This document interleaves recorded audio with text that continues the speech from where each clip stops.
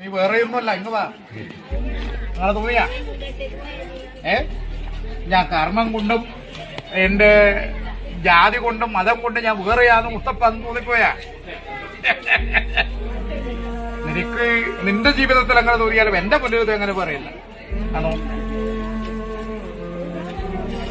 മുത്തപ്പനെ കണ്ടുവാ, സന്തോഷമായ എന്നാ പറയാനുള്ളത് മുത്തപ്പനോട്.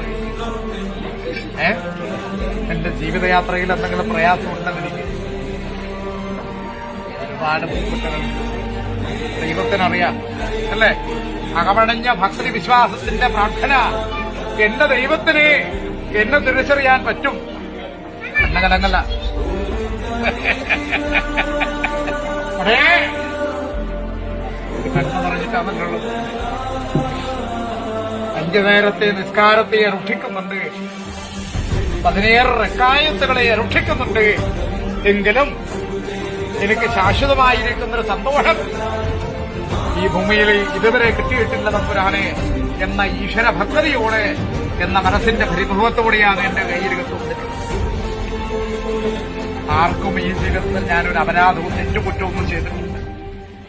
ഈ ജന്മം കൊണ്ട് ഒരു പിഴവുകളും എന്റെ കയ്യിൽ നിന്ന് വന്നു പോയിട്ടില്ല. ദൈവേ, എല്ലാവർക്കും നല്ലത് വരണമെന്നേ ഞാൻ ആഗ്രഹിച്ചു. എന്നെ